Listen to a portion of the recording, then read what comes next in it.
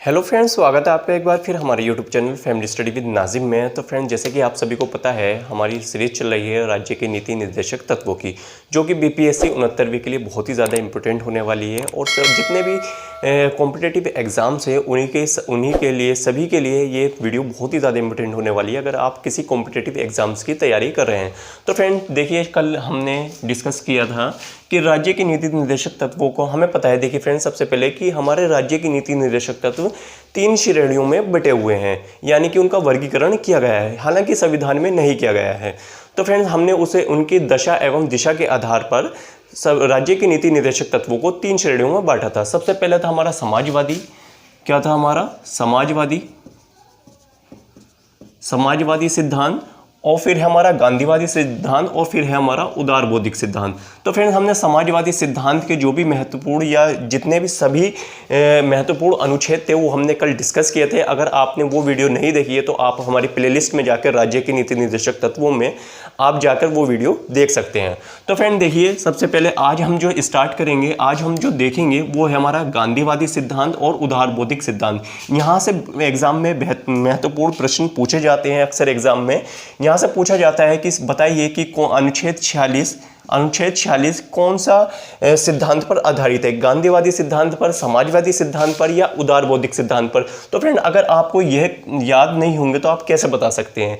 तो फ्रेंड चलिए वीडियो को स्टार्ट करते हैं। तो फ्रेंड, सबसे पहले आज की इस वीडियो में हम देखेंगे गांधीवादी सिद्धांत के जो हमारे महत्वपूर्ण अनुच्छेद है उनका कोड के ऊपर हम बात करेंगे। तो देखिए फ्रेंड्स, आपको कोड याद रखना है। कैसे याद रखना है? 40, 43, 43B, 46, 47 और 48। तो देखिए, आप इस तरीके से इन्हें गांधीवादी सिद्धांत के महत्वपूर्ण अनुच्छेदों को याद रख सकते हैं। ये सभी अनुच्छेद गांधीवादी सिद्धांत के ऊपर आधारित है। अब गांधीवादी से हमें क्या मतलब है?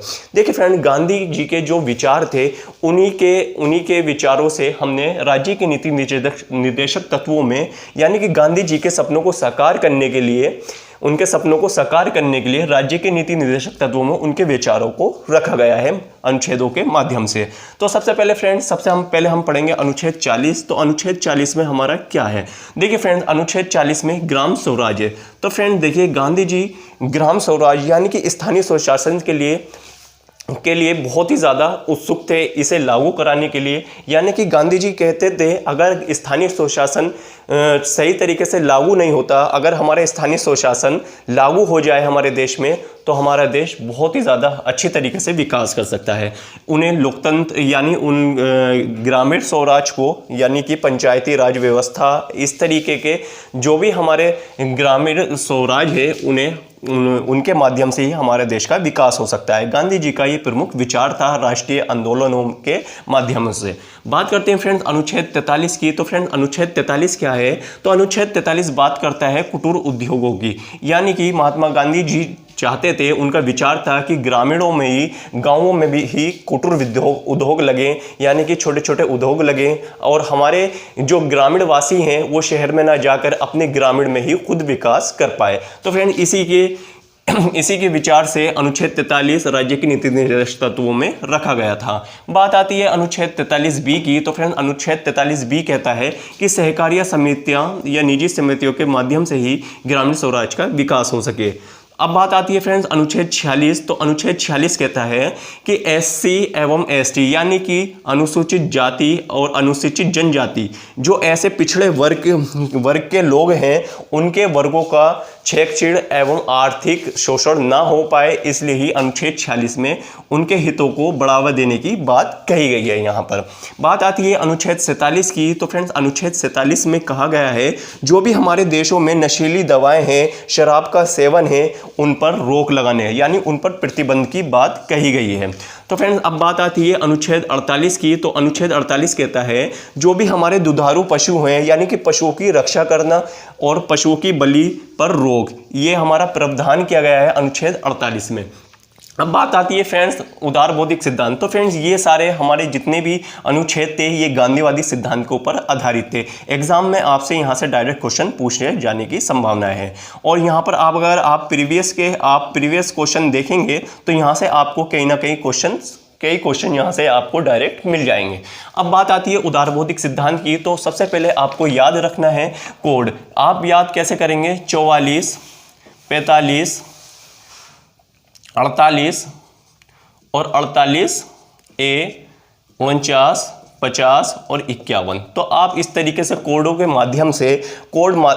माध्यम से आप इन्हें याद रख सकते हैं। अनुच्छेद 44, 45, 48, 48A, 49, 50 और 51। इस तरीके से अगर आप कोड बनाकर या ग्रुप वाइज आप बनाकर याद रखेंगे तो आपको अनुच्छेद काफ़ी लंबे टाइम तक याद रहेंगे। अगर बस शर्त एक है, आपको इनका भी रिवाइज करना पड़ेगा, इनका भी रिवीजन आपको करना पड़ेगा। तो फ्रेंड चलिए देखते हैं अनुच्छेद 44। तो फ्रेंड्स अनुच्छेद 44 क्या है? नागरिकों के लिए समान नागरिक संहिता। फ्रेंड्स ये बहुत ज़्यादा इंपॉर्टेंट है और अक्सर एग्जाम में यहाँ से क्वेश्चन डायरेक्ट मिलता है। देखिए फ्रेंड्स, अब बात आती है यूनिफॉर्म सिविल कोड, यानी कि आपका क्या है? नागरिकों के लिए समान नागरिक संहिता। इसका मतलब क्या है फ्रेंड? जैसे कि आप सबको सभी को पता है कि हमारे देश में काफ़ी धर्म हैं, पालन करने वाले लोग हैं। तो फ्रेंड यहाँ पर समान नागरिकता संहिता से मतलब ये है कि अगर सपोज कीजिए किसी धर्म में, अगर सपोज कीजिए आप हिंदू धर्म देखेंगे, मुस्लिम धर्म देखेंगे, ईसाई धर्म देखेंगे, तो सबके धर्मों में अगर हम शादी की बात करें, विवाह की बात करें तो अलग अलग तरीक़ों से होती है। अगर तलाक की बात करें तो वहाँ पर भी अलग अलग रूल है, तो उन्होंने अपने धर्मों के हिसाब से बना रखा है। मगर अनुच्छेद 44 कहता है कि इन सभी के लिए एक कानून होना चाहिए। एक कानून की बात करता है नागरिकों के लिए समान नागरिक संहिता, जो कि अनुच्छेद 44 में ये बात कही गई है। तो फ्रेंड्स यहाँ से बहुत महत्वपूर्ण क्वेश्चन यहाँ से पूछा जाता है, तो ये अपने आप में ही काफ़ी इंपॉर्टेंट है। तो अनुच्छेद आपको 44 को याद रखना है। बात आती है अनुच्छेद 45। तो अनुच्छेद 45 भी बहुत इंपॉर्टेंट है। देखिए 14 वर्ष की आयु तक के बच्चों को निःशुल्क शिक्षा एवं अनिवार्य शिक्षा का प्रावधान किया गया है। आई होप आप ये याद रखेंगे। बात आती है अनुच्छेद 48 की।